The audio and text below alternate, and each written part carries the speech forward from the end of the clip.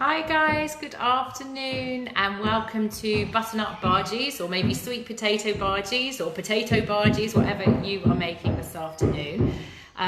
So sorry about the noise, I've got somebody banging away in the house, but hopefully it's not too noisy.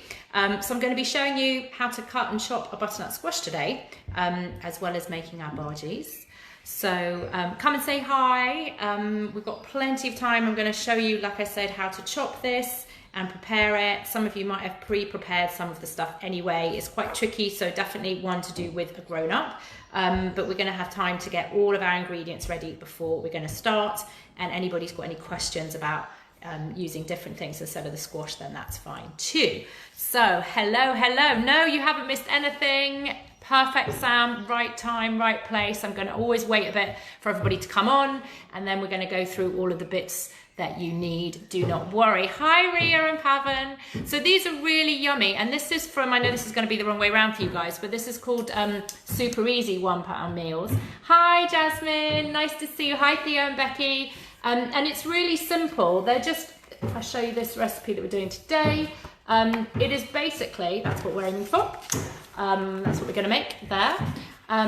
They're all recipes for one person. So I gave you in the quantities a recipe for 4, partly because if you're going to use a squash, you might as well use all of it, but you might find it's a lot. So I'm actually going to do half today so I can show you. Hi, Bondon Poncon. Hi, Livy. Hi, Stephanie and Estella. So nice to see you guys. So this is what we're going to do. So I thought it was a bit of a change to do some cook in the books. Hi guys, hi Claire and Annabelle. So also a savoury one, and lots of really good skills today. So that's what I like to show you. And for a lot of you, you might normally buy butternut squash all chopped and ready prepared from the supermarket. So although that's super easy, I'm going to show you how you can do it yourself. So if you've already peeled this, do not worry. Or if it's too hard and you've got grown up there, let them do it. Let them come and learn too. So hi Addison, hi Chloe and Amy. So I'm just going to put that out of the way. And then there's lots of stuff. So we're going to be doing lots of chopping and grating and frying today. So lots of different things, lots of different tastes, because we've got a bit of curry powder and stuff like that going on as well. So all good. So what I'm going to do while I'm waiting just for a few others to come on is I'm just going to tell you what you need so you can get everything out and ready. Hi Celeste, and if you're going to be frying like I'm not deep frying, but I'm going to be oh, my hair's gone a bit funny there. I'm going to be frying in a frying pan. You might want to shut the door to your kitchen so you don't get that smell out in the rest of the house. Hi Caden and Mummy, lovely to see you. Good. So you're going to need a butternut squash, and you can see mine is not very big, and you can use, they're all part of the same family, so you could use a pumpkin. These are really nice because they've actually got quite a thin skin, and they're the easiest ones to peel and prepare, so I'm going to show you that. But you might have a sweet potato, or you might want to use regular potatoes. Hi Alex, hi Esme. And traditionally they're made with, well, you can make them with lots of things, but often traditionally with onions. But onions are quite watery, so that's why, and that's what Miguel says in the book, he's using these instead. And actually any of these kind of family of squashes with the nice yellowy orange skin are packed full of beta carotene, and that's really, really good for us. Hi Alex, you got it, perfect. So if you've got a squash, that's great. Then you're going to need a little bit of flour, and I've got plain flour, but you can do self-raising, that's also fine. Hi Solasana. Traditionally they're made often with ground flour or besan flour, which is chickpea flour, but I wanted to keep it really simple today, and something you can easily get hold of that you'll have in your larder, and that's why I'm using this recipe. Like I said, I'm going to make 2 instead of the 4 lots that I've given you, but it's up to you. So basically, if you're using like a whole squash, you want 4 eggs. I'm going to do half, so I've got 2 eggs. So some eggs. Hi Manashi, hi Persephone and Alithia. So eggs, flour, squash, a little bit of curry powder, and you might have something like me. I've just got a mixed curry powder, medium curry powder. It doesn't really matter what you have. Hi Julia, hi Izzy. And if you haven't got this, and I know some of my clubbers have got some garam masala, you can use that, or you could use a little mix of some ground coriander and some cumin. You could put in some chilies if you want it hotter. So whatever you've got, something with some nice flavour is really good. Hi Isabella and Ember. Right, so that. Then we're going to need a little bit of oil to fry with. I had an accident with my bottle, so that's why it's in here, in case you're wondering. Just a neutral oil, like a sunflower oil or a mixed vegetable oil. Don't need to fry in olive oil or anything like that. You might have rapeseed oil, so a bit of that. Yeah, cumin and coriander would be lovely, exactly. So we can make all of these things up. That's why I'm giving you confidence in the kitchen that you can tweak any of these recipes. And then we're going to try and make a nice little cooling dip to go with it. I'm glad you like the classes, Edward. I love having you. So I'm going to do not very hard, but it's a slightly different one to what he's got in the book. And it's a little bit like tzatziki, so if you know that dip. So if you don't want to do this or you've got tzatziki in the fridge, you can always use that. Hi, Barbara and Ruby. So I've just got some yogurt. Now mine's Greek, but you might have regular, just thinner live yogurt. And if you're dairy-free, then just use your dairy-free yogurt. That is good too. Hi, B. I'm good. Hope you are. Or are you saying hello to somebody else here? Oh, this is Farah. I'm just explaining what you need for the dip. So a little bit of yogurt. And I'm going to cool it right down by having some cucumber. So we're going to grate a bit of cucumber. Oh, you're best friends. How lovely. How lovely. Okay, fine. I'm going to ignore you having a little chat in there. That's perfect. So a little bit of cucumber. And I've got some lovely mint from my garden. Smells amazing. And you could use dried mint if you've got it. I generally don't have those kind of herbs dried. So fresh is nice. And I'm going to use it with my extra lovely gadget, my Mezzaluna. So I'm going to show you that. And then depending on who you're going to kiss later this evening, you might want to put some garlic in. So I'm going to put some raw garlic in. Can be a bit strong, but you could put in a bit of garlic powder or you could leave this out. So that's what we're going to do. Okay. So in terms of the other bits that you definitely need a knife if you're peeling your squash with me. So I'm going to show you, I've got a small knife and I'm also going to use one of these big knives, or sometimes what might be easier is you might have something like this, which is a kind of meat knife or a carving knife. I'm going to show a bread knife and I can show you how you can use those. Okay. Or you could use a peeler. So this is the same for the grown-ups, so get your grown-ups watching as well. And then we're going to use a grater. Now, this is a hand grater, so it's going to take us a bit of time, but it's good practice. And squash or sweet potato is quite hard, so it's quite easy to do. We've got a big bit.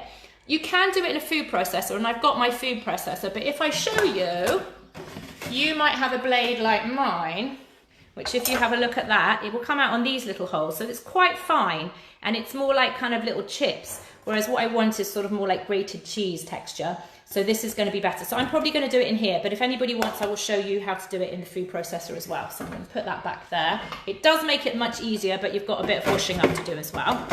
And then I've got a nice glass bowl so you can see what's going on in there for mixing all of my all of my bhaji mixture. I've got a little frying pan, and then I've got a little bowl for doing my dip as well. Now, when we fry, we're getting everything organised now, which you know we like to do, so we can be super organised, is you might want a little plate that you can pop all of your bhajis down on. And you can see I've got a little bit of kitchen roll, so it absorbs any of the grease. So you might want to do that and just put out a plate and some little kitchen roll near you on the side, okay?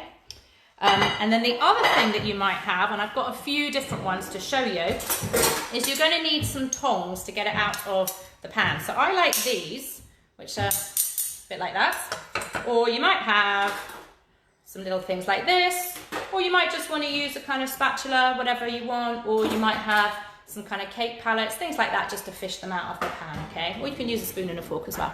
Do you need to scoop out the seeds? Yes, I'm going to show you how we do that. So, does anybody have any questions about substitutes? Because then I'm going to get started and show you this. Now, I know some of you won't be doing all of this, or your grown-ups will be doing it with you, but this is really good, so you can watch and you can tell them. So whenever we chop, well, first of all, obviously before we start, hopefully everybody has hair up, hopefully looking nicer than mine, apron on, and washed your hands. Are we good to go? Okay. So when we chop a squash or anything, it's a bit wobbly. Can you see? It's not really standing flat on my board. So that's the first thing I'm going to do is level it out. So I'm going to take a little knife, and I've got one of these ones with serrated edges. So that means little teeth. Can you see there? So I'm just going to take it and I'm going to just chop down here. You're going to use the spices. Lovely. You haven't missed anything, Sally. We've literally got everything out, and I'm just showing you now how to chop a squash. Okay, so you might want to do it. So kids that, my chefs, really, why am I calling you kids, my chefs? Maybe do this with a grown-up and see, because it's a little bit hard. Doesn't mean you can't do it, but I just want you to be safe. So we're just going to chop off that top bit, and that we would need that anyway. And then I'm going to do the same. I'm going to turn it around and I'm going to chop that end off. So just with my little serrated knife, and I'm really just peeling a bit effectively like that, so that when I stand it up now, it's nice and solid. Can you see that? So those two bits go in the bin. So I'm going to show you this. Now, some of you I know might already have prepped this. And then using the same knife, I'm basically going to peel all the way down. Now, you could do this with a peeler. So if you prefer, I'll show you a little bit. Take out a little peeler, and you can do this, and you can hold it just like me, you're going to peel all the way down like that. Now the first bit with the peeler doesn't get in that deep, so you can see it's quite white. So you might just want to go a little bit more until you get that nice orange colour. Can you see there? And then you know that that skin's peeled off. But actually you can eat the skin when it cooks, but today in the pan it will just take a little bit of a while to cook through. So what I'm going to do is I take my knife, take my fingers right to the other side, and I'm going to follow the shape, can you see there, of that squash, and I'm going to go all the way down. It might break off like that, that's fine. All the way down to the table. So I'm going to go all the way around. And you can see now I'm looking for that nice bright orange colour, okay? So if you're doing this, you can do this with me. Or if your grown-ups are doing this, they can do this too. Or if you've already peeled it, that's fine. So I just want to show you, this is the safest way. So can you see I'm keep turning it around, I'm holding it, I'm right-handed, so I'm holding the squash with my left hand, and the knife is right at the front there, well away from my fingers. Yours are already chopped. Oh, you can sit down and have a cup of tea, but I thought, I was going to pre-prepare mine, but I thought I want you to see how you can peel a squash, and it's really easy. I know sometimes you might buy it already chopped from the supermarket, but actually it really doesn't take long, and it's much, much fresher this way. So I'm just following all the curves all the way around, and I'm trying to get as much of this skin off as possible. Just chopping away from me all the way down. Can you see that onto your... Yeah, you can, absolutely. So those of you that are using, Sally, it's a great question. Anybody that's using sweet potatoes or other things like that, you want to kind of prep those now. So just the same as what I'm doing, chop the tops off and the bottoms off of your carrots or your sweet potatoes and just peel them. And you can see there, I've done most of it apart from this bit. So then what I do is I'm going to turn it to the side, and I'm just going to chop all the way around like that. Again, holding it with my left hand, so I'm not getting my fingers in the way. It's like kind of playing hide and seek till you see all this nice orange. And that's it, just the last bit. So it's pretty easy, it's pretty quick, isn't it? And what I wanted to say to you was, you know, I said they're the same part of the family as pumpkins. You can see that actually that skin, if I snap it, look, is really quite thin. So this is the easiest one. If you want to practice peeling and chopping squash, butternut squash is the easiest. So this is going straight in the bin. And if you've got sweet potatoes, you just need to use a peeler. They're really easy. Okay. So I don't know if some of you are doing this with me or whether I'm just going to show you the first bit and then you can catch up. Now, it's very big, and all butternut squash got this lovely kind of skinny bit here and then they balloon out. Yeah, if you're doing it with me, don't worry. I wasn't sure who. I know a lot of you have pre-prepped it. So all you want to do is just take that knife and just follow that curve all the way around to the bottom. And then when you turn it round, you'll just be able to go round the edge there, okay?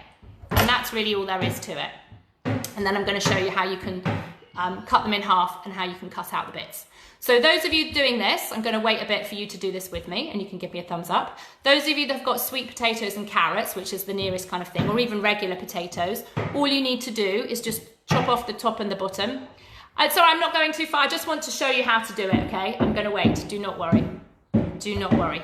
So a little knife like this, I always find is the easiest, because the skin on a butternut squash is a bit slippy, isn't it? And so with those little teeth, it will just bite and it will just go all the way down. Hi, Kerry. So don't worry, we're not going too fast. And everybody else that instead of having a butternut squash, if your main ingredient is sweet potato or something, like I said, just chop the top and the bottom off and just peel it. And you can peel it with a peeler. So remember, peel away from you and get all of that off, and you'll get that lovely orange colour. And some of you I know have already told me that you've got purple sweet potatoes. So there are some amazing different colours, so you can do that too, okay? So, perfect. We're getting lots of thumbs up. That's good. So it doesn't take too long. I know I'm a bit quicker than you, but that's all right. I want to show you, always show you a little bit quicker so you can see what we're aiming towards.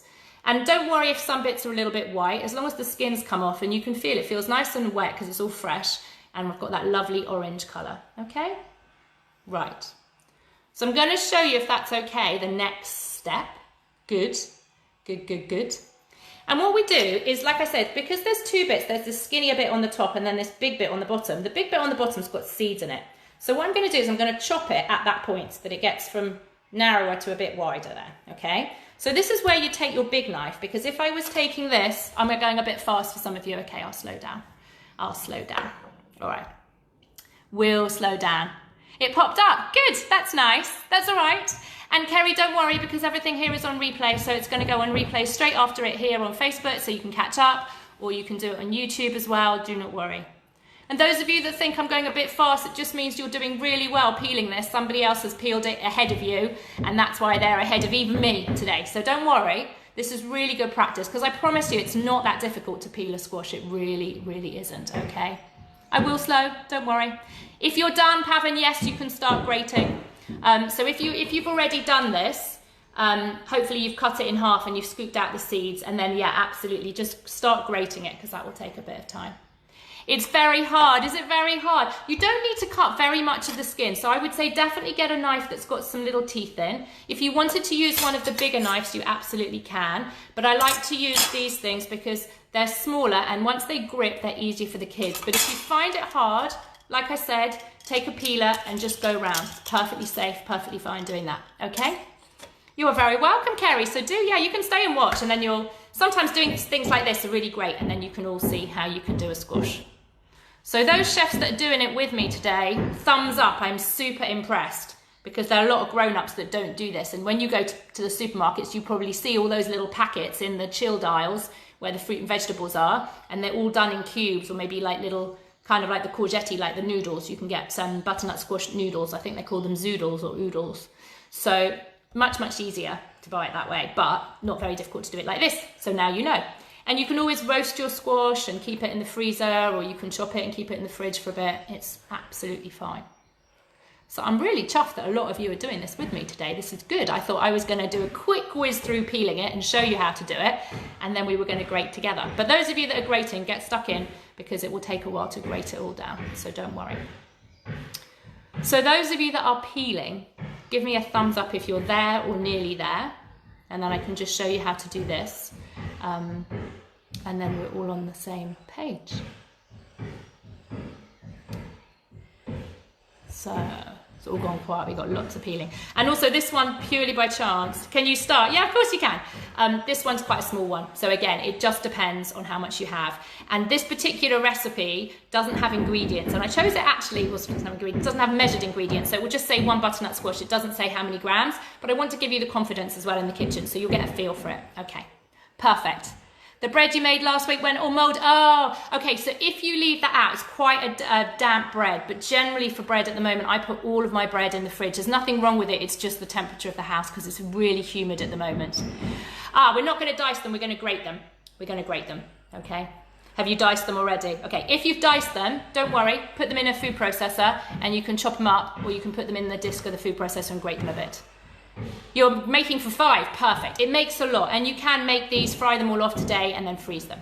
Okay, so I'm going to show you what you do, and if you're not quite there, do not worry. So I'm going to take a big knife. Now, I still like a little serrated one, so I'm going to use this. I'm going to show you can use all kinds of knives. You don't need fancy knives. This is a chef's knife, and you can use this too.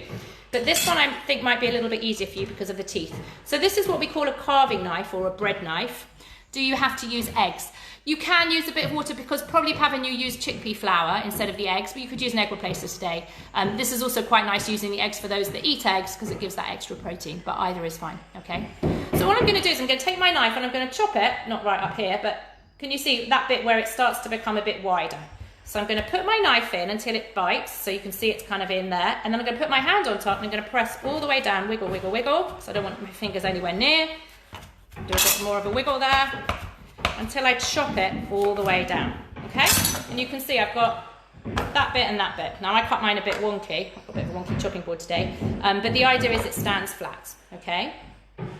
And then what you would do is, we've got another question, can you grate it? Yes, absolutely, do grate it. Once you've peeled it, I'm just showing that the guys that are peeling it along with me today, but once you're here, you can actually take this whole thing and just grate it here. But I'm going to show you what you would do normally if you were chopping it and dicing it, okay? Because butternut squash is one I think is good to know. So you take your knife in the middle, do the same, and you don't need to do this bit, you can just grate it. And again, you press, wiggle all the way down, can you see, away from my hands. So you put it like that. And then again, instead of cutting on the wobbly side, you cut on that side, you cut it into long slices, or you can cut it across that way and then into cubes. I'm not going to cut it any more today because I just need that to start grating in a minute, okay? So I'm going to do that in a minute. But I'm just going to show you what you do with the other half as well. So if you're not using a whole squash, don't worry about this. If you are using a whole squash, you'll do this in a minute. So same thing, I put my knife on the top, I'm going to go right down the middle. It's always easier on this bit because, surprise, The middle is not solid. Now the best way of doing this, I've got a little bowl with rubbish, is to take a little teaspoon and just scoop that hole. Can you see that what I'm doing? I'm just scooping out, and then with one big flick, I can just scrape it into my bowl. Can you see most of that comes out? And inside are these seeds, but also some of the kind of little hairy bits. And you can eat them, but we generally scrape the whole lot out. So if I show you that, just like that. Yeah, chia seeds would be good. Chia seeds and water would be perfect, or flax seeds, either is fine. It's always good as an egg replacer. It just will help bind it. These are more kind of like a cross, I think, between a bhaji and a rosti today. So, oh, have I frozen again? I have a feeling, Edward, this might be yours. Tell me anybody else if I've frozen. So I've just cleaned all of that out, because that bit in the middle, and you can actually pick these seeds out. You can roast these, just cover them with a bit of oil, and you can roast those as really nice pumpkin, sunflower, whatever, you know, not sunflower, sorry, pumpkin and squash seeds. You made some chocolate cupcakes. Oh, how lovely for the postman. That was a nice surprise. I bet they love that. Right, so I'm going to take my seeds out the way so I haven't got any mess here. Pop that in the bin. Okay. So if you're doing a whole squash, why I've done it like this is you will be able to grate this. And then what you do, I'm going to put my knives away safely, so you need to do that too, is we're going to take our grater and we're just going to grate. So we might be here for some time, so that's why I know everybody can catch up with us. And this grater, you've probably got the same, gives that kind of size, and that's what we want really. Now if anybody's doing the food processor and wants me to show them that, let me know. So it's quicker in a food processor, but my food processor's got a different blade. But this is actually, I hope you can hear over all my grating, this is a really nice thing to do because you've got a really big bit, so I can keep my hands well away from the blade. And we don't worry about getting right down to the last bit. So I can turn it round however many ways I want to, and just really get good muscles. So it's good grating skills today.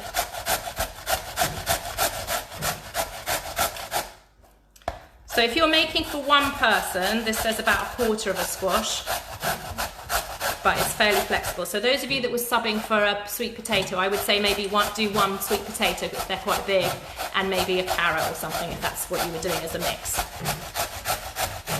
So you can see it's quite easy to do.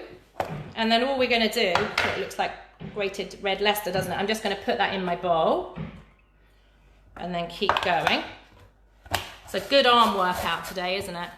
And I know you've gone quiet because you're all busy doing it. But I hope you see it's not that difficult to do peeling on the butternut squash. So you loving this? Good. Good.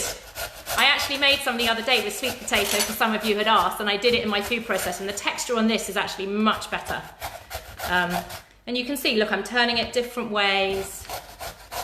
We've got plenty of time, do not worry. So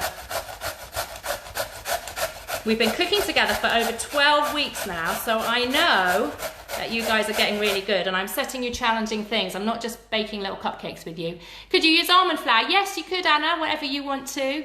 Have I paused? Oh, hopefully not. It looks okay, because I can still see your comments. Slow down, you're only on the first quarter. That's okay. I'm just going to do mine, and we've got plenty of time. We're all working at different times. Do not worry. Well done, by the way, if you're peeling it. This is my first quarter as well, so I've still got loads. Hi, Florence. Do you need to have carrots? No, you don't. What he says in the recipe, and I agree with this, is often traditionally they're made with onions, and onions can be quite watery. But also I really want you to try new foods and textures, and things like butternut squash and sweet potatoes last in your cupboard for ages. So they're great to have now during lockdown. And also packed full of beta carotene. But if you don't have butternut squash, and some people were saying to me they had, you know, maybe like a half one and a bit of a sweet potato, yeah, obviously just mix it together. And if you're keeping the orange theme, then yes, a carrot and a sweet potato work well. Those of you with purple sweet potatoes, I definitely want to see those. And you can get white sweet potatoes too, which don't look as pretty. And you could use normal potatoes as well, but also a bit more watery, because you'll see the texture of this is quite dry. And that's what we're going to do with adding the eggs in. So actually, sometimes, those of you that were asking me, was it Pavan, I think, about using an egg replacer, sometimes I just use it with the gram flour, chickpea flour, and you don't need any sort of egg in it at all, but today the egg is going to help bind. So you can see I'm holding my bit right to the end, but I'm not going to go right to the end and drive myself crazy, so I don't want to grate my fingers. So let's bring my bowl here. So you've probably got a messy table, and what you'll find afterwards is this beta carotene is so strong, you'll find that it's dyed your hands a bit orange. Quite fun, it will come off. So I'm going to grate my next bit. So some of you were a bit ahead. Now those of you that had them in cubes already, it's going to be probably too hard for you to do it on a hand grater, so pop it in your food processor. If you've got a grating disc like I did, that's the best thing. And if you don't, you could give it a small whiz up and just try and get it into smaller pieces. That's probably what I would do.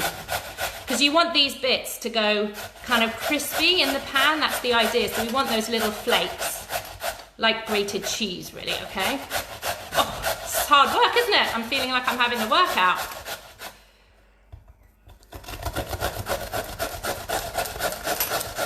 So we'll all do a bit more. So you can see whichever way you want to turn it is fine, as long as you've got something that's like a handle. Oh, slow down. Sorry, Farah. I'm not trying to race ahead. I'm just doing some of this grating, and I am going to stop because I don't want to have too much noise. So that's all you need to do is just peel it and grate it. And if you feel that you're a little bit slower, do not worry. Nobody gets left behind, and you can always do a bit less. I'm still on. This is my second quarter, so I'm not as far ahead as a lot of you, I know. Do not worry. But any questions you've got, just ask, okay? This is a tough recipe. We've been doing some more challenging things recently, so do not worry. You're doing amazingly, all of you. Right.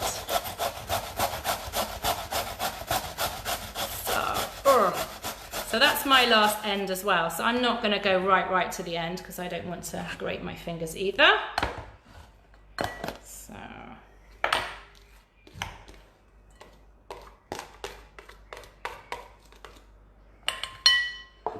So when you get to the end of yours, whenever you grate, always scrape off all the stuff on the top in the box like I showed you, and then you can take it all from the inside too. So we want to get all of that stuff off there, and then pick up all of the bits that have fallen on the board as well. Are you done? Fantastic. So do not worry, it's not a race, it's not a competition. I'm going to do half, so I'm going to do like half my butternut squash. You won the first, do not worry, do not worry, do not worry. We've got plenty of time. I'm just going to pop this here. What I'm going to do is I'm going to wash out. I'm going to clean up my table here so you can see. So these bits I'm actually show you. You don't need to do this, but I'll show you how you would normally cut these. Perfect. Well done, Michelle. So you could take your knife, and for this you could use a small knife, and you just cut. Small knife's not so good, but you have to do a bit of a wiggle like that. So that's why normally I use the bigger knife. So if I show you my chef's knife, pop that on the top again, hand on the top. And I'm just cutting, you'll see, because we had that hole in the middle, you cut out kind of moon-shaped pieces. So you just keep cutting this, turn it always on the flat, like that. This is just an extra, I'm just showing you how you would cube it. And where you can, you want to cut it into strips. And then all you need to do is just go across, like that. And that's how you'd have your cubes. So actually I'll put these cubes in a little bowl so I can roast those another time. So this is if you wanted to you know, if you weren't doing what we're doing today and grating them, you do exactly the same. Chop the top and the bottom off, peel it, cut it into half like we did, scrape the seeds out, and then you can just cut these into slices and do this. It doesn't take very long, does it? So I'm going to do half of mine in cubes. So this is probably, those of you that already had it cubed, that's what this will look like. Can you see how I'm just putting, I know you know how to do this now, just putting my hand on the top. You're doing half too. There's no measurements in this recipe, so we're just doing kind of half a squash, and you'll see with the texture. So do not worry. It's flexible. That's what I want to give you confidence in the kitchen, that whenever you've got stuff left over, you can do that. And also, you know, it would be a bit pointless with things like this, because if I said to you, I don't know, 200 grams, and you had a squash that was like 250, you don't want to kind of waste it. You just use what you've got, okay? And then if you feel your mixture is not liquidy enough, you add a bit more egg, and if it's a bit too liquidy, you add a bit more flour. So I'm just chopping, and also I want to remind you, we always chop at this end of the knife. So if I hold that there, you can see that that's got a point up. So when I cut there, the whole blade is going to touch the table when I go. But if I cut it from the front, you can see it's harder, isn't it? Much easier to go at the back. And if it's hard, hand on top, chop, chop, chop, chop, like that. So I've got half my squash that I'm going to use now, and half that I'm going to pop in a little bowl. And you can just roast it up. So you could use it, roasted butternut squash is yummy for soup, or you could put it even in lasagnas. It's really nice in a nice salad. Are you grating half? No, you don't need to, Celeste, I'm just showing you this. I'm only going to do half my squash today because it's going to make quite a lot. I did double up the recipe. The recipe in this book is always, because it's called 1 pound meals, it's for one person. So the recipe is 1/4 of a squash. So I thought a lot of you would be cooking for 4, so you might as well use the whole squash. I don't want to waste it. If you don't want to use the whole squash, then yeah, cut it like this, just to give good practice in knife skills, and then you can keep it for another time. But I've got enough just doing half. So although this is also like a main course dish, so normally you'd have these as a little snack. So where he's saying, you know, it serves one person, trust me, it makes a lot.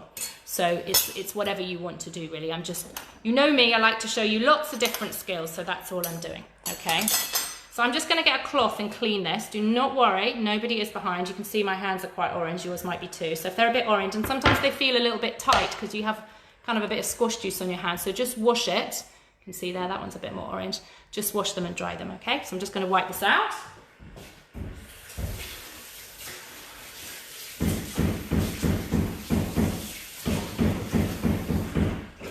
Give a clean up, because otherwise you chefs are going to get in trouble with the grown-ups if you don't clean up as you go along. And we probably won't need the knives too much at the moment, but keep them there, but make sure you put them in front of you so that they're somewhere nice and safe. They're not going to fall off your table wherever you're working. Okay, grating it is a good workout. It is, it's hard, isn't it?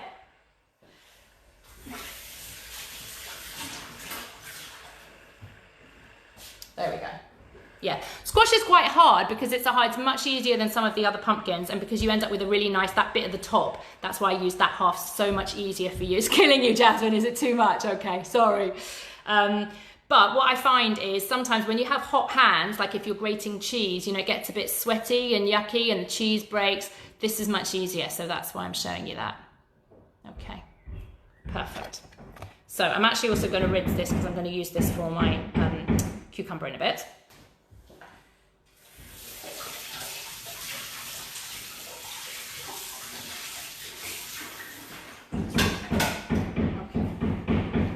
Right, do not worry, I'm going to pop that out of the way. We've got plenty of time because I know it is hard arm work, so if you're not quite there yet, do not worry, we're not going to leave you.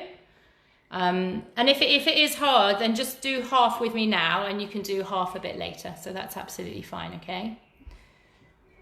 So those of you that think you're nearly ready, or maybe you are ready, I can see some of you asking about flour already, so I think some of you are way ahead. Just give me a little thumbs up or a little heart and you can let me know, and then we'll get started. I think I might need to do my hair again because it looks like it's falling out. Okay. So really well done. Those of you that did some of the peeling and the chopping and the grating, loads of knife skills today, so really good. You're not done. That's okay, we'll wait. It's fine. Absolutely fine. Absolutely fine.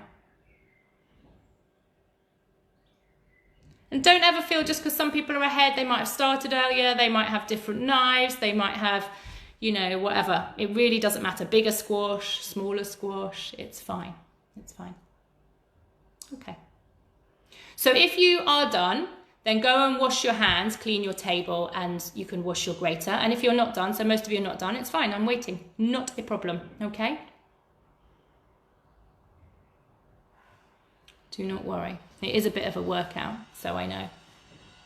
And don't forget, I've been doing this for a long time, so I will be a bit quicker than you, but you are doing proper grown-up cooking today, so it's not easy stuff. This is not like, you know, just making a really simple cupcake or a little treacle tart or something else. This is tricky for the grown-ups as well as for us chefs. When do you use the curry powder? So everything else, Sally, is going to go in here. So this is the base for our bhaji mix, obviously, because it's all of this. Sarah's done, great. So don't worry. So essentially the flour's going to go here, the eggs are going to go here, the curry powder's going to go here, okay? And that's going to make like a kind of batter. And I'm going to leave that to one side for a minute while we make our dip as well, and then we're going to fry them, because I want to make sure that you're completely concentrating on the hob and that we're not doing something else and we go away and we forget about it, because that's not safe, and I've got to keep you all safe in the kitchen. Farah, fantastic, lots of smileys. Good. Okay. And those of you that are a little bit shorter to get up to your hob at the moment, you might want to get a little stool, like one of those step stools. I've got one from IKEA, you know, like you might have in the toilet or the bathroom. They're good, so you can just stand and be really safe, standing flat and not on tippy toes, okay? Or if you've got a little chair, like one of those trip trap chairs, then that's good too. I know some of you have some of those. So, good. It's hard, isn't it? It's an arm workout, and for those of you like me that are only good with one hand, like I'm very right-handed, I feel like quite tired in my right hand, but my left hand feels a bit strange because it's not been grating. Maybe you could try that, see if you can grate well with both hands, especially if one arm gets tired. Okay. So perfect. Right. So I'm going to wait for everybody for a bit, because I know some of you are not done, but if you're, you're all good, excellent. If you want to get the rest of the stuff ready, then I'm just going to tell you what you need so you can make sure it's all there. So we're going to be large eggs. You normally use regular size eggs again, but all of these things are flexible. So if you've got large eggs, use large eggs. And that's when you can see that if it's a bit sloppy, you could add in a bit more flour. It's really not a problem. Perfect, Jennifer's good. So you're going to need a little bit of curry powder. You're going to need a bit of oil and some eggs, okay? So Renata says, does the grated butternut squash go in the bowl? Yes, in your mixing bowl. And actually a little tip for you, I always cook with glass bowls for you because I think it's really nice that you can see in what I'm doing. But if you've got those white plastic bowls, which are normally what I use, then any orange vegetables like this will dye your bowl, okay? So you might want to use it in a ceramic bowl or a Pyrex glass bowl like this as well, because this orange of the carrot or butternut squash or pumpkin goes a bit crazy in your bowl, and it will be hard, almost impossible to get it out. So, good. Cool, guys. You're doing really, really well. Who's got tired arms? Are you too tired to send me emoji? You know what we need? We need that little emoji with the muscle arm emoji. Or maybe we can't use that now because we haven't got strong muscles. Well, we have got strong muscles because we did it, but we've got tired muscles. So, hi, Gabby. Perfect. Good. Okay. So if most of you are nearly done, now I'm going to tell you what I'm going to do for half my squash. So if you're using a quarter, is effectively think about it as one egg. So if you're using a quarter, it's one egg. If you're using a half, which is 2 quarters, this is like a math lesson, isn't it? You need 2 eggs. And if you're using 3 quarters or the whole squash, you're going to need 3 or 4 eggs, okay? So I'm going to take a little bowl. You, perfect. Oh, you're a bit happy and then sad and then perfect. Good. Good, good, good, good. Yeah, there's no need to be sad. I know it's sad. The sad face, oh, Renata's got muscles. The sad face is good because then at least I know that I'm a bit too fast for you. But nobody's going to be super sad or crying because we're all going to do something fantastic. Me. Okay, lots of muscles. Gosh, you guys are stronger than me. I feel like I've had a workout. So because I'm using half a butternut squash, I'm using 2 eggs. So if anybody's got any questions, oh, I'm so tired, Jennifer. Okay, well, I'm only going to get you to do a bit of stirring now. It's not. No, we've done all the hard work. So I'm going to crack my eggs in here. And you know, I always show you it's good to practice separating if you want to. So we don't need to. But if you want to practice, you're going to tap, tap, tap in the middle until you get that nice big crack and you can hear it. Going to, with the little point on the top. Did I freeze again? Let's lift the hat off. And you can see all of that white is just going to drop into the bowl. And then I can practice pouring from like one little bowl to the other, from one eggshell to the other. And then that way you can see I've got all of my white in the bowl. And there's my yolk. Now you don't need to do this because I'm going to beat up the eggs, but I just think it's really nice to practice at a time when it doesn't matter if you make a mess with this. It really doesn't matter. I'm fuzzy. I don't know. I know we've all seemed to got internet problems. Same. It looks completely clear here and I'm getting all of your stuff and I'm on my strongest internet plugged in, but let's see how we go. Okay. So I'm going to give a little tap, tap, tap. Big crack, you can hear it. Lift that hat off again. That white starts to drip. Can you see? Ooh, there's a big bit plopping now. There. And then I'm just going to practice pouring from one bit of the shell to the other, a bit like a bowl. Pop that in. Just for practice, okay? You don't need to. Perfect. And I'm going to take my fork. I'm just going to mix it up, a bit like scrambled eggs. I'm back. Good. Good. Fine there. Yeah, I don't know. It's weird. I think sometimes it might be where you are. If I stop, I know I'm plugged in and it's okay, but if I stop, then you're all going to be booted out. So it might be, go back. If it looks a bit funny on yours, go back out and come back in. So I'm just going to give it a beat like that. Oh, don't want to push it too much, but scrambled eggs basically, okay? So practice your eggs separating if you want to, and if you don't want to, that's absolutely fine, because we're going to use both bits of the egg today, but it's always nice to have a go. You'll get super good at it. By the end of the summer, I will have you an expert in separating eggs, which is good because it's a good skill. Fantastic. So somebody's got eggs done. So if you've done your eggs and they're all cracked, do I separate it? You don't need to, man. What I'm showing you is I'm just showing you how to separate an egg. And I always teach it that way, because like if you make a cake or you're using something else or maybe making scrambled eggs, it doesn't matter. It's really good to practice, get the kids to practice, because that way if you make a mess, it really doesn't matter because you're using the whole egg. When you're making meringues and it's really important, you don't want to get the yolk in the white, that's the point where people sometimes panic and we have an accident. So it's only a bit of fun. You don't need it. You can see I've basically got scrambled eggs. I've whisked them all together. Perfect. So into my bowl, I'm going to tip my eggs. So like I said, I've got half a squash, so I've got 2 eggs in there, okay? You are very welcome. And then because I've got half a squash, I'm going to use 4 tablespoons. So I'm not using a measuring spoon. I know some of you like to use a measuring spoon, so you can. If not, just use a tablespoon, which is something we use, you know, at the table. This is a dessert spoon. And I'm going to pop in 4 tablespoons of flour.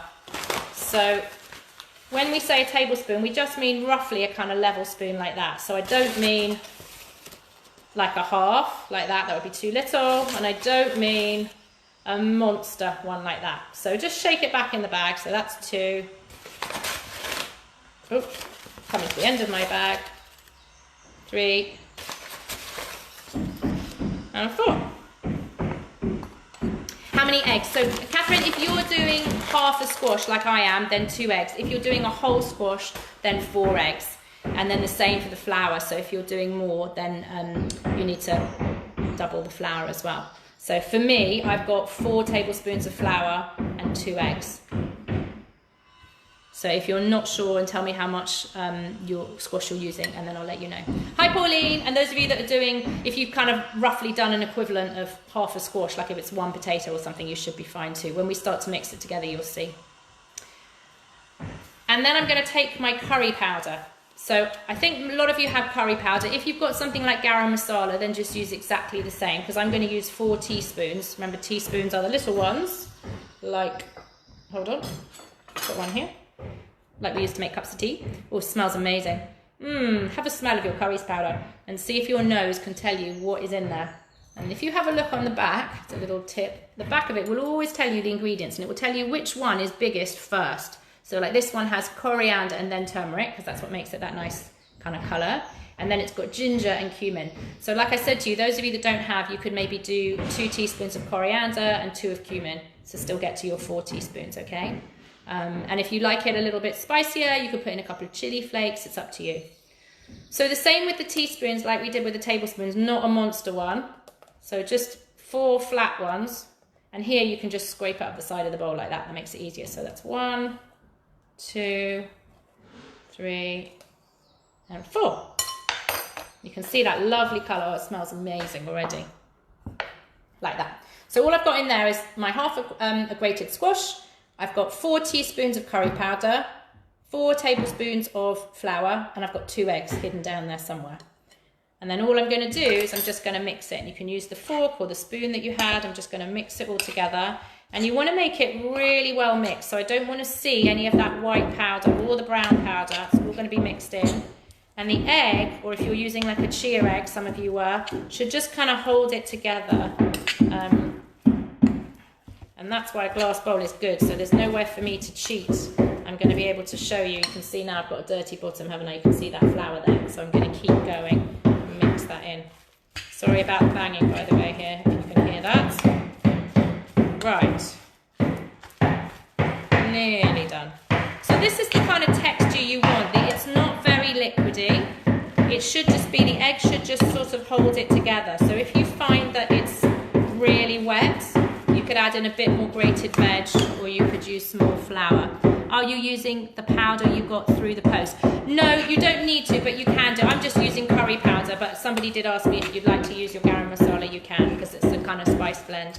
But equally, you could use, like, I've got this like a general curry powder, or if you've got coriander and cumin, you could do 2 of each, teaspoons of each.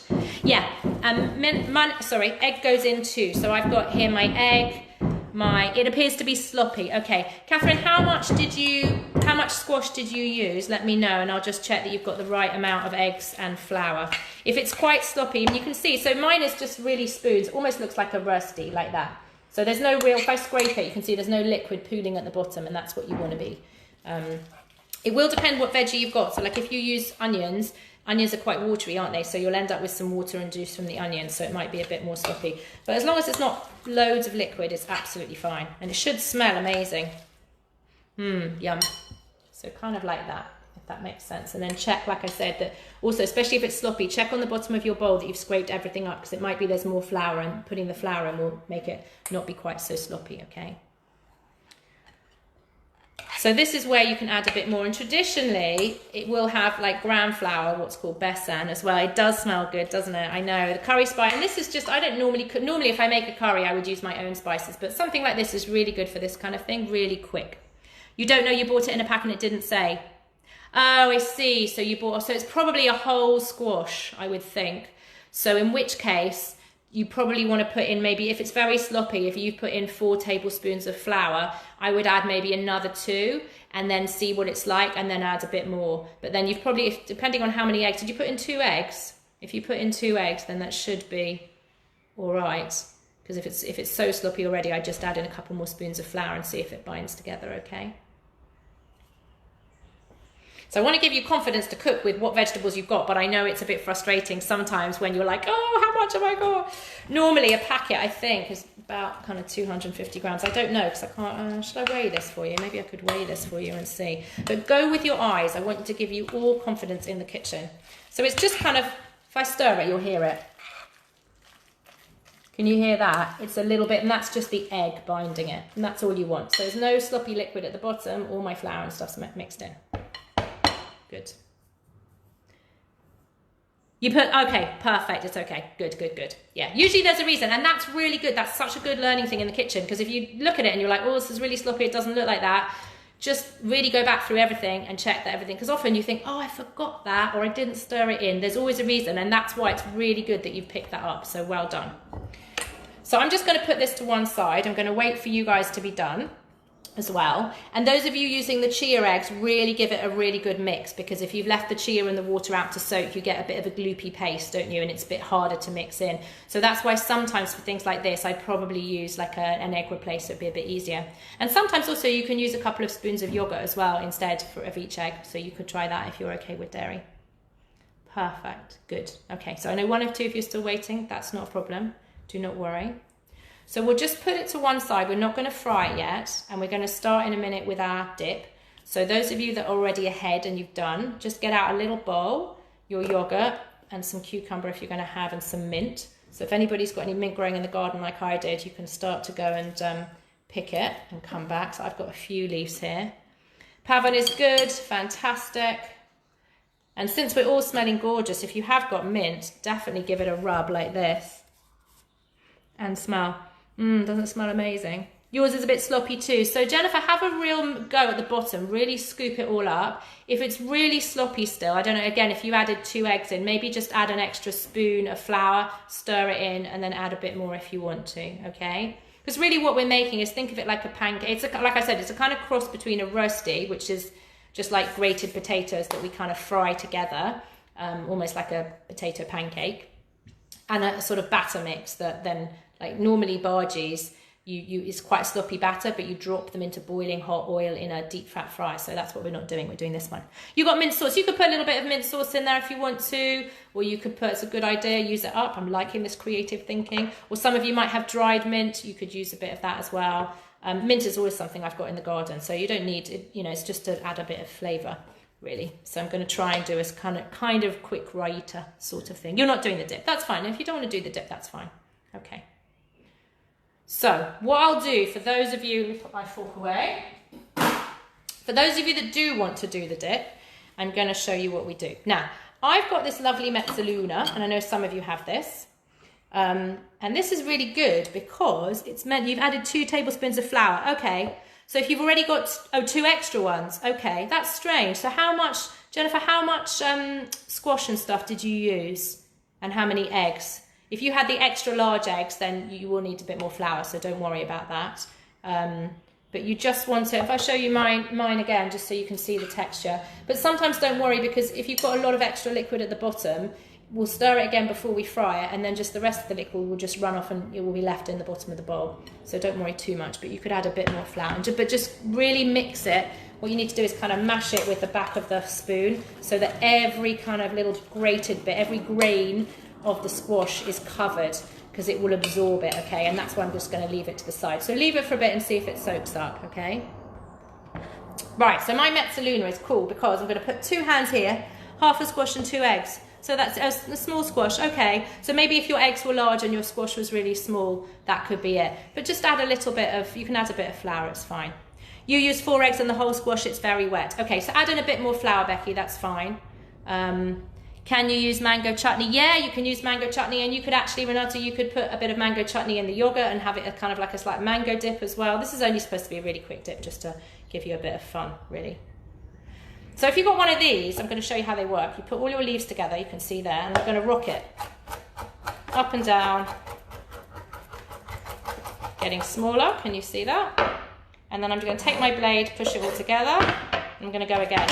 Oops. Sorry, it was on the side there. Now, if you don't have one of these, you can use a knife, or you can use scissors as well. Scissors are really good for chopping herbs. You just want to cut them quite small. And those of you using mint powder or mango chutney or dried mint or something, we're going to add that in a minute. So I'm just doing it until it's quite small. And I love these because whilst they're supposed to be used for herbs, and they're great for herbs, you can see, look how easy that was. Tiny, tiny. You can use them for soft things. So you could use them for chopping cucumbers and mushrooms and spinach and lots of fruit and things like that. So they're really good, really, really safe, because your hands are here, nowhere near the blade. So I've put one of these on my Amazon list if you think that would be useful. It's all right now. Good, perfect. See, look, super proud of you, worked it out. So everything will be slightly different. Like I said, you know, some of you might have really big eggs and you might have had a small squash, and then you just look at the texture and just go with it. But a bit of egg left at the bottom of the bowl is really not a problem, okay? So what I'm going to do is I'm going to take a couple of tablespoons of yogurt. Now, I've got a thick yogurt, so I'm just going to put 2 in here. I'm not going to make a lot, and you can, this is flexible. So if you've done about, same as me, I would just use, well, you might decide if there's 4 of you, you want to do 4 tablespoons, because then you'll have, let's do 3. Shall I do 3? Tell you what, I'll do 4, because I'm nearly the end of my pot. Okay. So pop some yogurt in there, and then I'm going to grate a little bit of my cucumber. So if you don't want the skin, you could peel the skin off. I don't mind the green in mine. So how much mint? I've just done, I don't know, half a dozen leaves probably. And again, really, you are the chef today, so it depends how much you like mint and the flavour. So I'm going to leave some here, I'm going to put some in, I'm going to keep testing, okay? So it's the same with the cucumber. I'm going to do it by eye, so I'm just going to show you what you're looking for. So I'm going to grate a bit, you get this lovely end of the cucumber. And it can be quite juicy. And I'm just going to pop a bit of the cucumber in there. I will need a bit more because that's not a lot, but it's up to you. And the cucumber is, because it's juicy, will make the yogurt a bit more watery. So that's partly why I'm saying it's up to you, because you might have a thinner yogurt than me. So I think that's probably all right. And I'll show you what you're looking for, don't worry. This is cool today because it's our first time not really cooking with a proper recipe. So I've got a bit of mint, a bit of yogurt, and a bit of cucumber, and I'm just going to stir it. And this is where you just want to see that it looks nice and kind of, you can see mint, you can see cucumber, but it still looks mostly like yogurt. A bit like that. Yeah? And those of you adding a bit of mint chutney, just put an edge of a teaspoon in here and you'll start to taste it. And if you're putting some mango chutney in with your yogurt, do that as well to taste. And I'm just going to put in a little bit of salt and pepper, not a lot. And you don't have to put salt and pepper in, that's fine. salt draws out a bit of the moisture out of the cucumber, so that's good. So do it like that. And then you can just put a little finger in and have a little taste. So for me, I need the rest of my mint now, so I'm going to put my mint in. So those that were asking how much mint, very much personal taste, okay? Gonna mix that in again. And that's really all there is to it. That's just my simple dip, okay? And if you like, I was saying to you, that those of you like, I quite like it with a bit of garlic, but it will be raw. So if you want some raw garlic, you can take a little bit of garlic and you can just grate it and add some in. But if you think raw garlic is too strong, don't put the garlic in right now. We'll put in a little bit of stuff. Yes, I've got the money, exactly. I've got a bit of yogurt. I ended up using 4 tablespoons because there's 4 of us. And I used just a bit of the cucumber. Look, can you see how funny my cucumber looks? So I'm going to pick that off and eat that. That will be my chef's perks today. And a little bit of mint. I had about 6 leaves, but it's very much up to you, whatever you feel like. So put your finger in, like I said, have a little taste and see that it tastes good to you. And that's when you can put in a little bit of salt and pepper or whatever you want. So I'm going to put this to one side. I'm just going to clean my stuff up here so that I can come and answer your questions.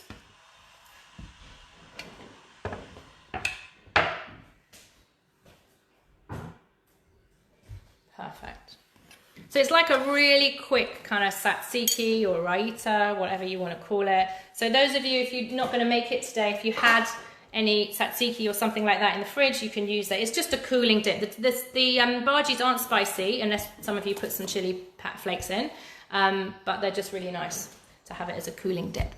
You tested it and it's not hardened, it's still sloppy. You put a lot of flour in. Okay, so we're just going to fry it as it is. Don't worry, there might be a bit at the bottom. I'm not quite sure exactly why yours has done that.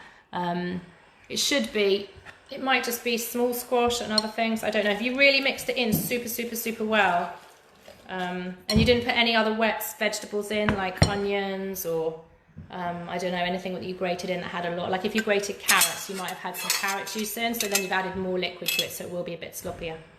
Now I'm going to put my knives away. Now I'd never do that and point them at you, would I? So I'm going to hold them pointing down. I'm going to carry them over to the sink, okay? I'm going to clean up. Okay. But don't worry, because you'll see when you fry. The egg is just like a binding agent. So I wanted to show you. And I didn't want you to have to go and get like besan flour, which is chickpea flour. I wanted you just to be able to use the regular stuff. So you should have a squash mix and a little bit of dip. Sorry, I keep reaching over there because I want it out of your way. And then I've just got a plate for when I do my frying. Yeah, I will. Do not worry. Do not worry. I just wanted to show you for those of you that are doing. I know some of you are not. So if you're not making the dip, you can use this time to have a little tidy up and a wash up in the sink. Wipe down your table like I did. Do you have to preheat the oven? We're actually going to fry them in a frying pan. So if you are ready and you want to, you can put some oil in your frying pan and you can get that going. Those of you that want to try and, I think they are better, just slightly crisped up now in the pan, and then you can leave them to cool and you can reheat them in the oven for later. Especially if your mix is really sloppy. If your mix is really sloppy, you are going to struggle to do it on a baking tray. But if you only want to do it on a baking tray, I'd put some oil on the tray and wipe it. And then you can put these down. You'll need to kind of keep flipping them. So it's not deep frying. It's not dangerous, and we're not going to use a load of oil, okay? And it's because they're flat that we're going to be able to do this. So I'm going to make them more like pancakes, whereas normal bhajis, you know, you have a whole teaspoon and they go straight into the boiling hot oil, like if you do chips in a deep fat fryer, if you see those at the fish and chip shop, and they come out, you know, crispy, perfect straight away. Okay. So I hope that makes sense. So yeah, if you're frying along with me, you'll just need to get out your frying pan and some oil today, okay? Perfect. What temperature on the hob? Yeah, now this is a good question because I'm getting used to my electric hob. So normally quite hot to get started so that it sizzles. So I normally put mine on about 7, but each hob is different, so don't see that as a complete answer. Whatever you would fry, I don't know, like a steak or fish, or, you know, pan fry something on the hob. That's what I would do. I mean, I'll tell you what, I'll put mine on 7, and so you can see. So I'm going to put mine on. I'm actually going to move you over here so you can see right into my hob. That's why I moved here today. And I'm going to pour a decent glug of oil, just so I cover a bit of the bottom. completely. I'm going to leave that out. So I've just got a bit in there like that. Can you see? Oops. It looks like loads once I'm tipping it. So I'm going to tip it around like that. Now you do need a bit of oil. I know some of you like using spray and that's normally perfect, but for today you do want a bit more oil. And you'll know when it heats up because you'll hear it. Have I put oil in my pan? Yes, I've literally, Farah, just done that. So I'm just, because one of you asked what temperature. So mine is on a 7, not a 9. I don't know if it's induction. Mine's induction actually rather than electric. Sorry, I always think of the two as the same thing. So I've put it on about a 7. So it's kind of, depending on how hot yours is, it's more than a simmer. It's not as much as a boil, okay? And you'll know pretty quickly because when we put something in to fry, we want to hear it sizzle and go crispy quite quickly. But if it starts to smell like it's burning or it's super hot, then we'll turn it down, okay? And if any of you are on gas, just turn it up to, again, a kind of medium thing. So normally what I do, and you can do this as well, is you can start to put your hand here and you'll start to feel when it gets hotter because we don't obviously want to put our hand in the oil. And normally when you fry, the test is actually if you have a little piece of bread, you can drop a bit of bread in and you'll see if it fries really quickly, then you know your oil is at the right temperature. But I'm going to put something in so you can see how you know if it's too hot or if it's too cold. Okay, so don't worry. And again, this is tricky. This is not easy. I'm teaching you really hard stuff today because I know you guys are great and we've been cooking together for such a long time, most of us. So this is a good challenge for you. And I know some of you here, I think, are doing this for your Gold Scout Award and other things. So that's why it's a proper challenge today, isn't it? Chopping and peeling and grating and egg separating and now frying and all the rest of it. So if you've got an induction, and even still with, or electric, you probably hear it. I don't know if you can hear mine, I can hear it. Sounds like it's not popping, but it's starting to get warm. I'm not putting my, I've got a little extraction fan above me. I'm not putting that on because otherwise it's gonna be too noisy for you. But obviously at home, you put yours on, okay? And close the doors, otherwise your house is gonna smell. So I'm just gonna show you, do not worry if you're not ready, but I'm gonna show you how you'd know. So you're gonna take a nice little spoon, you put it in, and if you can hear the sizzle, it's a little bit quiet.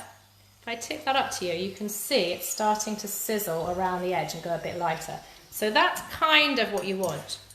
So for me, that's not sizzling enough. And when you put it in, you'll see lots of little bubbles. And again, I don't know if I tip this, I don't think you're going to be able to see, maybe a little bit.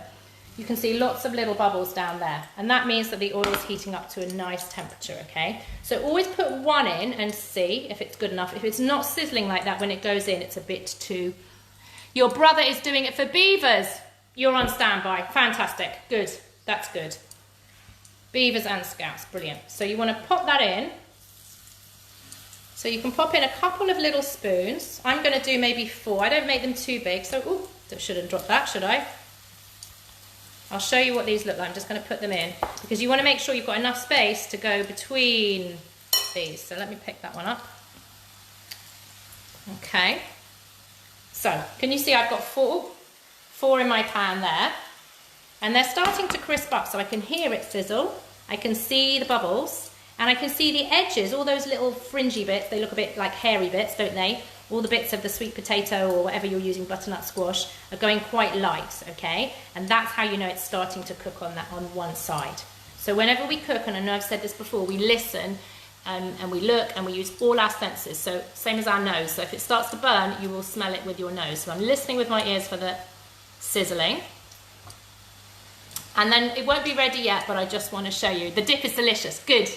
How much oil? I just put a bit of a glug in, so it sort of covers most of it. Not that it's really thick, but you want to cover the bottom. So if you can see mine, and I know it's not flat because I'm going to tip it, that every one should be sitting in a little kind of pool of oil.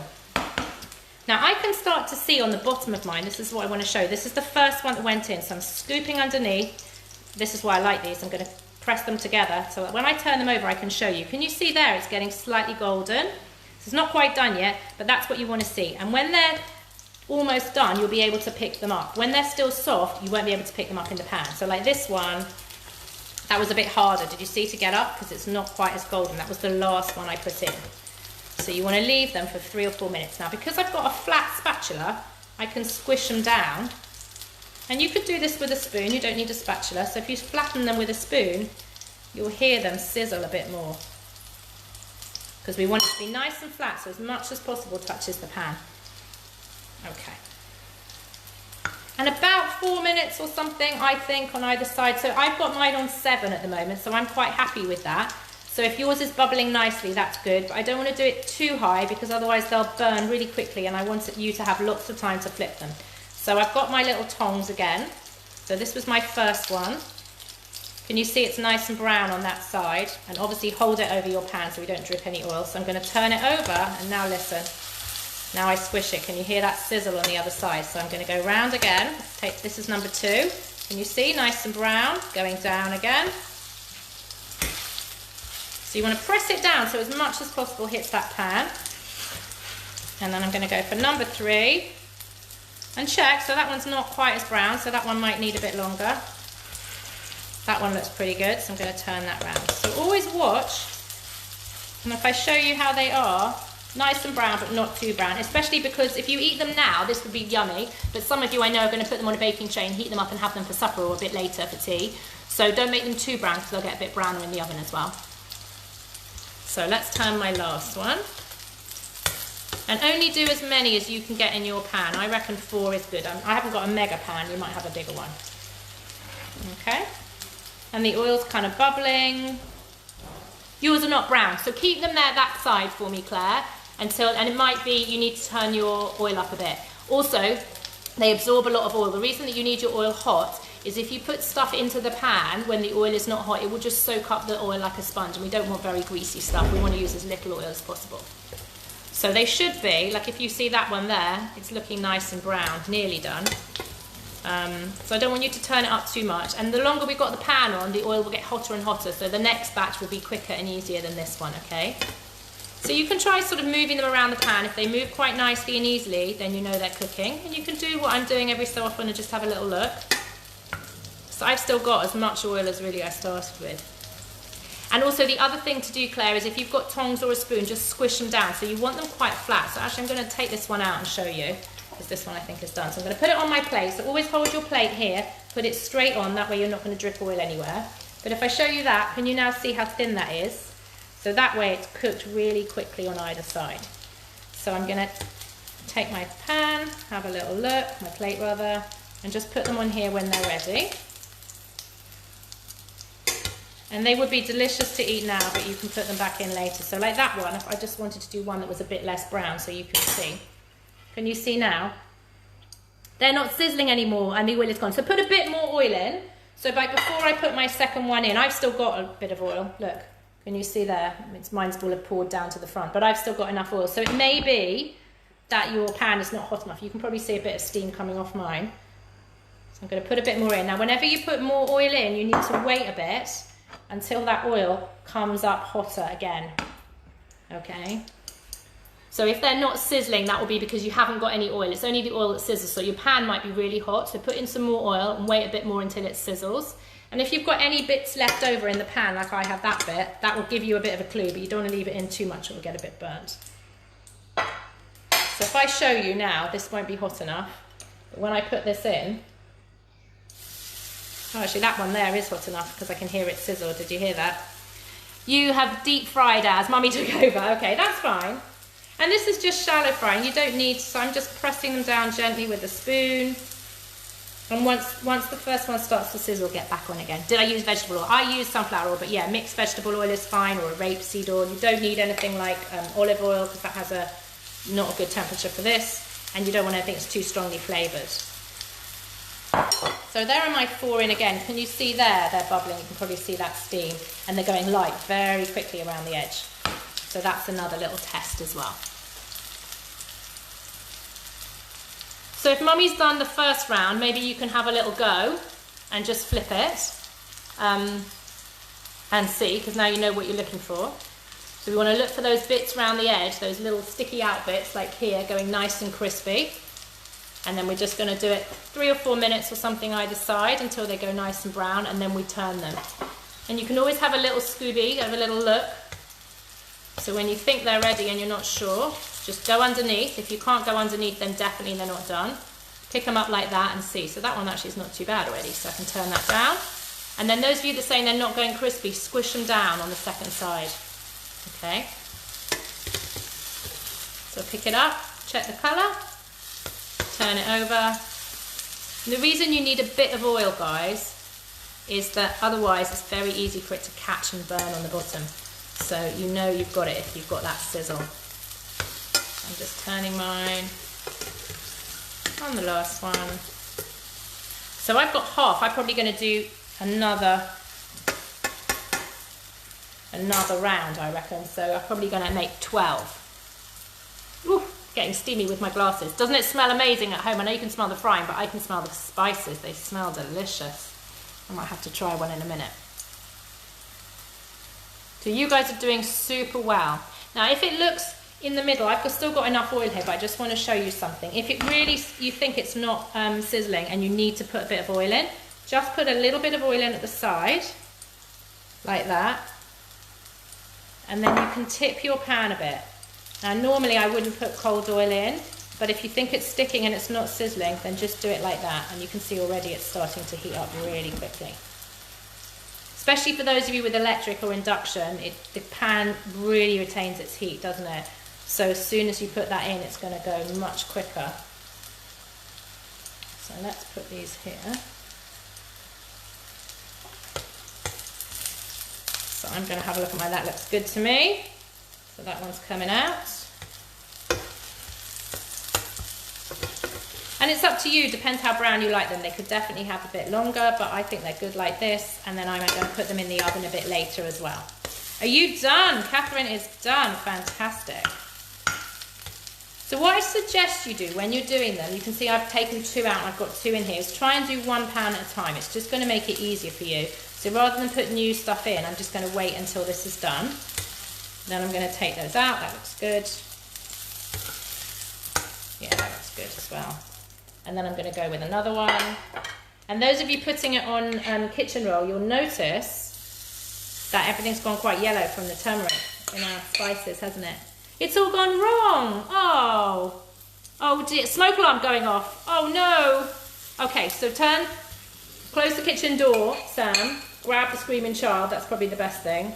And just turn the pan off. And then when you've got a minute, come back to it and I'll talk you through it. That probably means that it's gone you've turned the pan up too high. And also possibly what it might mean, I've done it a bit here now so you can see, is if it's really smoky like this, you do need a bit more oil because it just means it's going to burn a little bit dry. They taste so good, good. And do not panic, frying, especially if it's not something you do, can be quite tricky. And you might have just a super sensitive smoke alarm, okay? But smoke alarms are there for a reason, so I know it's really aggravating when they go off, but it's kind of good to know that they work, isn't it? So can you see mine again? Still fizzy, bubbly, going a little bit lighter, so I'm going to leave those. So this is hard, and those of you, what I wanted to say, those of you that are making more than half, if you've got loads and you've had enough of frying, either if you've got a grown-up, get some grown-up help, or just leave the mix in the fridge. I know it's got some raw egg in, but you can fry it off again a bit later, okay? So I always think if you're frying, you might as well fry a whole load, and then you can freeze these. So you could just take these and you could just put them in a little Tupperware or something in the freezer, and then next time when they come out of the freezer, you just bake them in the shelf in the oven just so they crisp up a bit. They taste amazing, even with the dip. Were you not sure about the dip, Farah? You were not sure about the dip. So those of you, I thought some of you might like to put, I know some of you like spicy stuff, I thought you might want to put some chili in, so that's why I thought the chili would be good. But this is a brilliant meal because what have we got in here? We've got protein from the eggs and a bit from the dairy. We've got dairy in there with the yogurt as well, obviously. We've got some really good vegetables, for those of us that are using all of those beta-carotene vegetables with the sweet potatoes and butternut squash, even carrots, all of those things. Oh, the thunderstorm blew. Oh, gosh. Wow. Never heard of that. Poor you, Sam. Good to know it wasn't you, though, hey? And good to know that the smoke alarm works. Yeah, you can have that. I've been at birthday parties before where somebody's done the candles in a hall and that set off the smoke alarm. So, yeah. So they are super yummy out of the pan like this. I might have to have a little sneaky bit. They're yummy. Very good, aren't they? And such a good way of eating vegetables. You love the dip? Yeah, it is. It's kind of raita. And I always say if I don't have raita at home and I'm doing something like that, I just use tzatziki if I've got that in the fridge. So it's a very similar thing. Sometimes it's nice also, those of you that were doing carrots, I meant to say, if you've got a few strands of carrot left, you can put that in the dip as well. That's really nice. It's just really easy, isn't it? And it's really nice for dipping other veggies in or serving alongside. They tasted so good, but you didn't think you would like it because you don't like butternut squash. It's so good, isn't it? Butternut squash actually is not very strong. So I'll tell you, those of you that are making sweet potato, I would love to hear, because I made some the other day with sweet potato, because I wanted to try the thing on my grater. Oh, look at these, they're all done. And it was so sweet, so sweet, that actually my kids found it too sweet, said it was more like gingerbread. So that is what you're aiming for. And I know that yours are going to look like that. Don't they look yummy? So I'm glad you like them, because you can, I don't think it's that strong, but you can change the flavour with all kinds of different spices. So next time you could do, like we said, some of us have done garam masala, or you could put in some cumin and coriander. You can make up your own spice mix. You are very welcome to inherit a new recipe of bhajis. Yeah, this is not a traditional recipe. So I know he says, so this is from this book. This is not technically my recipe, apart from I jazzed up the dip a bit because I thought it would be nice for you to do. They're sort of like a cross between a bhaji and oh, you're still on your first batch. Do not worry, do not worry. Maybe turn the heat up a bit. You're having curry with them tonight. That is perfect, Sally, yeah. But they're really nice as little snacks. So like now you've done them, you know, you could just serve them. I might serve them to my kids actually now and have a little tea time treat with just some dip. Or like I say, keep them until later and just put them back in the oven and let them crisp up. You don't need any oil on the tray because there's enough oil still in here and it will come out. So if I pick up one or two of these, you can see there's a bit of oil. You can see the colour under there. Can you see all of that yellow from the turmeric? So you can change all the spices, you can change the veggies. If you use something wet, like onions, you will have a softer mix. So that's why gram flour is really good, because gram flour is made from chickpeas, so we've got more protein. Oh, good, Julia, I'm glad you like them. They are good. Edward, do not worry. So I know some of you are on the first batch, so don't panic. It gets easier when you know what temperature your hob was. So I had mine on 7 and that was quite comfortable for me. So I had to leave it in for a few minutes, but then I've got time to go round and turn them. Also, the other thing is if you've got a really big frying pan, this is a medium-sized pan, depending on how your hob works, you might find that one area of your pan is heating more than the other. And of course, the bigger pan, you've got like 6 in at one go, and then you've got to worry about 6. So that's why I did a small one. You made 7, perfect. They might have been big ones, I don't know. And how did the mix turn out? So those of you that thought it was a bit sloppy, what you'll find, see my bowl is basically kind of clean. I mean, not clean, but there's no like liquid there. So if you had too much egg, as you spooned it out, some of that egg would be left at the bottom, but it's absolutely fine, do not worry. I'm so impressed with you lot working on the hob. So while you are finishing up, a couple of safety rules.